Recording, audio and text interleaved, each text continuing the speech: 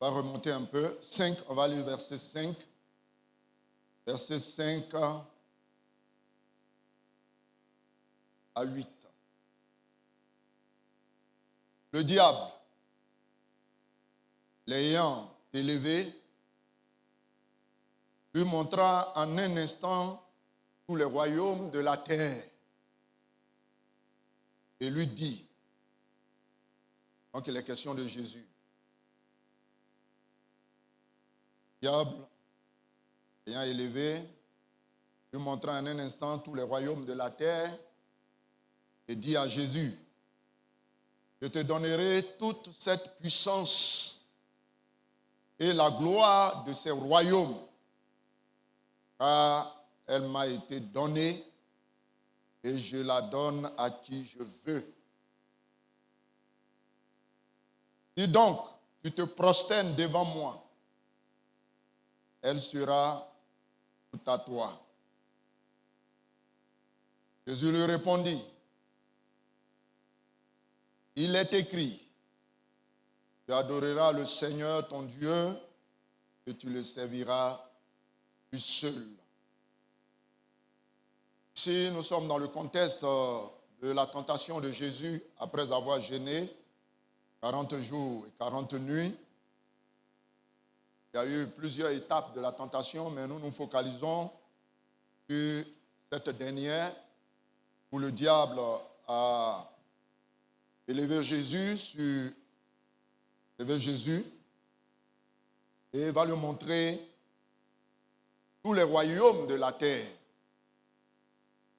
Le diable va dire à Jésus que tout ça, cette puissance, tous ces royaumes ont été donnés et je la donne à qui je veux. Il va demander à Jésus de l'adorer. Il dit, si tu te prosternes devant moi, autrement dit, si tu te prosternes, si tu m'adores, je vais te donner toutes ces puissances et tous ces royaumes. Alors Jésus va lui dire ceci, il est écrit, tu adoreras le Seigneur ton Dieu et tu le serviras lui seul. Peuple de Dieu, je veux vous amener à donner gloire à Dieu et uniquement à Dieu. C'est Dieu que vous devez adorer. Ne vous laissez pas distraire par tout ce que nous voyons autour de nous. Il y a trop de distractions. Comme l'orateur de la semaine l'a si bien signalé, le diable nous distrait par plusieurs éléments. En effet, il ne savait même pas qui il avait affaire. Il vient, il dit que le monde lui a été donné, les royaumes lui ont été donnés, effectivement, depuis le jardin d'Éden, où Adam a bradé tout ce que Dieu lui a donné, il a livré cela à Satan. Donc, le diable s'est fait maître de la terre. Il ne sait pas que celui à qui il est en train de parler et lui demande de l'adorer, il ne sait pas que c'est lui qui doit être adoré. Alors aujourd'hui, les situations de la vie, l'apôtre Paul dit que les derniers temps là, ça sera marqué par les difficultés. Les derniers temps seront des temps difficiles. Et cela fera que beaucoup vont abandonner la foi, beaucoup vont aimer les plaisirs plus que Dieu, beaucoup vont devenir des fanfarons, des blasphémateurs, ils vont devenir ennemis des gens du bien et ils vont s'adonner à la débauche, à la vie du péché. Oui, les temps dans lesquels nous sommes sont les temps les derniers. Et ces temps-là sont les temps difficiles. Et le plan du diable, la ruse de Satan, c'est pour détourner les regards des gens sur lui, sa personne. C'est de détourner les regards des hommes, des femmes, des jeunes gens, surtout sur les choses de ce monde, sur les biens de ce monde. Alors pour un bien, pour une gloire quelconque, pour une richesse quelconque, pour une élévation quelconque, pour un travail quelconque, ou pour tel ou tel, aujourd'hui les gens sont prêts à même vendre leur âme, ou ne serait-ce que le bien matériel ou les biens terrestres. Ils sont prêts à vendre leur âme au diable.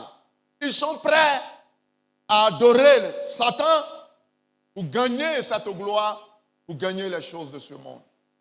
Mais ce matin, peuple de Dieu, peuple du temple, la victoire, peuple de Moqueville 1, je veux vous exhorter à adorer le véritable, le Seigneur, le Dieu vivant et vrai. Celui que nous servons, celui que nous adorons, il est le véritable. Jésus, nous devons adorer Jésus. Oui, parce que le livre de l'Apocalypse révèle en effet qui est Jésus. Dans les évangiles, on ne le voit pas trop. Dans les autres livres de la Bible, on ne le voit pas. Il est voilé. Son autorité voilée, sa personne voilée, ses prérogatives, tout ça voilé. Mais le livre de l'Apocalypse, appelé Révélation, ôte le voile. Révèle la vraie nature de Jésus. Alléluia. Révèle qui est Jésus en réalité. En effet, Jésus est le fidèle. Jésus est l'alpha et l'oméga dans les apocalypses. Il est le premier et le dernier. Il est le commencement et la fin. Jésus est celui qui a tout pouvoir. Jésus est celui qui a vaincu la mort et le séjour des morts.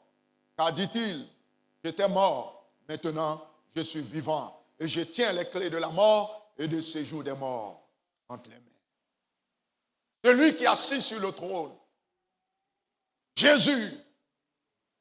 Celui qui est assis sur le trône. Et nous voyons dans le livre de l'Apocalypse, le chapitre 4, nous verrons que Jésus est donc adoré. Alors nous lisons Apocalypse chapitre 4.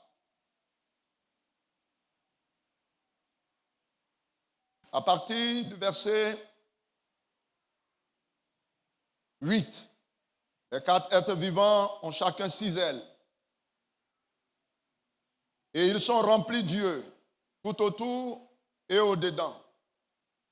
Ils ne cessaient de dire, jour et nuit, Saint, Saint, Saint est le Seigneur, Dieu, le Tout-Puissant, qui était, qui est et qui vient. Quand les quatre êtres vivants rendent gloire et honneur et action de grâce à celui qui est assis sur le trône, à celui qui vit au siècle des siècles, les 24 vieillards se prosternaient devant celui qui est assis sur le trône et ils adoraient celui qui vit au siècle des siècles et ils jetaient les couronnes devant le trône en disant, tu es digne, notre Seigneur et notre Dieu, de recevoir la gloire et l'honneur et la puissance, car tu as créé toutes choses et c'est par ta volonté qu'elles existent et qu'elles ont été créées. Peuple de Dieu, les 4 êtres vivants, ce sont les anges qui adorent le Seigneur. Alors si je posais la question, qui doit adorer Dieu? Les anges doivent adorer ou adorent le Seigneur. Nous voyons les 24 vieillards qui sont les représentants de l'ancienne alliance et de la nouvelle alliance. Tous doivent adorer le Seigneur. Alléluia. Et nous, le peuple de Dieu, nous devons adorer le Seigneur. En tant que peuple de Dieu. C'est pourquoi que personne ne détourne tes regards sur autre chose, ni les choses de ce monde, ni les plaisirs de ce monde, ni la gloire de ce siècle. Rien ne doit te désorienter, ne doit te distraire, ne doit t'orienter ailleurs, mais que tes pensées soient focalisées sur celui qui était, qui est et qui vient, sur celui qui t'a sauvé, celui qui t'a créé, le Dieu vivant et vrai. C'est lui qu'il faut adorer. C'est lui qu'il faut célébrer, celui qui a vaincu la mort et le séjour des morts, celui qui a vaincu la puissance des ténèbres, celui qui dit tout pouvoir m'a été donné dans le ciel et sur la terre, celui qui se lève et tous les ennemis prennent la fuite, car notre Rédempteur est vivant. Je veux te dire, adore le Seigneur, adore l'Éternel ton Dieu, et c'est lui que tu dois servir. Oui, tu adores Dieu, il faut le servir. Sers ton Dieu. À partir de ce programme, bien-aimés frères et sœurs, oui, quelle que soit la situation, quelles que soient les circonstances, quelle que soit la traversée, que ce soit le désert, que ce soit les moments difficiles, que ce soit les épreuves, que ce soit l'adversité, que ce soit même dans la vallée de l'ombre de la mort, en toutes choses, donne gloire au Seigneur. Donne gloire à Dieu, rends gloire à Dieu, bénis le Seigneur en toutes choses, donne gloire au Seigneur, bénis-le, célèbre-le, comme nous l'avons vu en semaine. Paul et Silas étaient en prison, oui, dans les moments difficiles, ils étaient dans les chaînes, ils étaient dans les liens, ils étaient enchaînés, ils étaient sous, oui, la garde des soldats, des geôliers. Mais ils n'ont pas laissé la situation les noyer davantage. Ils n'ont pas laissé la situation les trimballer loin de la présence de Dieu. Au contraire, dans les épreuves, dans la prison, dans l'adversité, ils se sont mis à célébrer le Seigneur, à rendre gloire à Dieu, à bénir le Seigneur, à glorifier le Seigneur. Peuple de Dieu, c'est ce que nous devons faire. Devant les difficultés, nous devons bénir le nom du Seigneur. Nous devons rendre gloire à Dieu. Et ce matin, je vais exhorter le peuple à célébrer le Seigneur. Quel que soit ce que tu traverses et que tu vis, bénis le nom de Dieu. Célèbre ton Dieu. Bénis l'Éternel. Glorifie le Seigneur. Il est digne de louange et d'adoration. Alléluia. Il est digne de louange et d'adoration. Et je veux dire à toute la terre, à ceux qui nous entendent, à ceux qui nous suivent de près comme de loin, même sur les réseaux sociaux, vous qui nous suivez, je vous exhorte à adorer le Seigneur. Oui, car le psaume 150, nous dit ceci, le verset 6, que tout ce qui respire adore le Seigneur. Tout ce qui respire loue Dieu, louez l'Éternel. Vous qui m'entendez, peu importe le lieu où vous êtes, louez le Seigneur, louez l'Éternel votre Dieu, bénissez le nom du Seigneur, Jésus-Christ de Nazareth, car le livre d'Apocalypse le révèle comme le Dieu vivant et vrai, comme le Dieu réel, comme le Dieu puissant. C'est pourquoi nous le célébrons, c'est pourquoi nous l'adorons, c'est pourquoi nous le louons, parce qu'il y a eu la révélation. Dieu nous a fait la révélation que c'est lui qu'il faut adorer, que c'est lui qu'il faut servir, que c'est lui qu'il faut adorer. Nous devons bénir le Seigneur. Je vous exhorte, peuple de Dieu, à bénir le Seigneur. Je vous exhorte, enfants de Dieu, à bénir le Seigneur, car vous êtes les adorateurs du Dieu vivant, du Dieu puissant, du Dieu réel. Bénissez votre Dieu, célébrez-le, car en le louant, en le célébrant, le Seigneur, lorsque son cœur est dans la joie, il libère sa puissance, il libère sa présence, il libère l'onction. Et lorsque l'onction est libérée, des miracles s'opèrent, des délivrances s'opèrent, des guérisons s'opèrent, des choses extraordinaires s'opèrent. Et partant de ce programme, je vous le dis de tout mon cœur, avec sincérité, avec assurance, partant de ce programme, vous verrez Dieu en action. Et je dis à quelqu'un, tu as un témoignage. Tu as un témoignage. Tu as un témoignage parce que tu as donné gloire à Dieu. Parce que tu as rendu gloire à Dieu. Des propositions t'ont été faites. Il y a des gens, quand ils sont malades, on leur dit, allez, il y a un féticheur quelque part. Lui, il a les médicaments. Il y a un féticheur quelque part. Si tu vas le voir, si tu vas le consulter, tu auras la solution à ton problème. Il y a un marabout quelque part. Si tu t'en vas le voir, ton problème est résolu. Tu étais tenté d'aller. Tu étais poussé à aller vers ces personnes. Mais tu as dit non, je ne peux pas trahir mon Dieu. Je ne peux pas désobéir à mon Dieu. Je ne peux pas violer l'alliance. Je ne peux pas briser l'alliance. Et tu as tenu bon. Tu as persévéré. Tu as gardé la foi. Et puisque tu as gardé la foi, puisque tu as été sincère, puisque tu as aimé ton Dieu, puisque tu as dit, il n'y a rien de moi, Satan, puisque tu n'as pas regardé la gloire de ce monde, ni les choses de ce monde, et que tu es resté attaché à Dieu, le Seigneur qui est appelé le fidèle, il se souvient de toi, et il vient à ton aide, il vient à ton secours, il te relève, il te sauve, il t'affranchit, il te bénit. C'est pourquoi adorons le Seigneur, célébrons le Seigneur, que tous ceux qui respirent bénissent le nom de Dieu.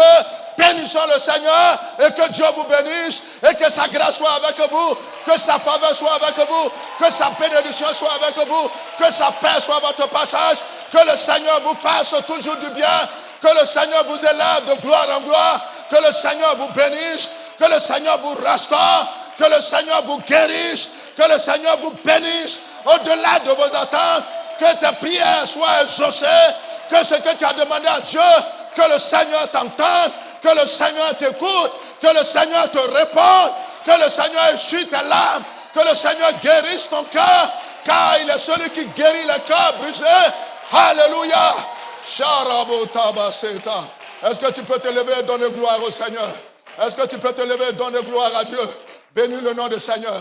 Alléluia. Donne gloire au Seigneur. Oh, Sharabanta. Alléluia. Oh,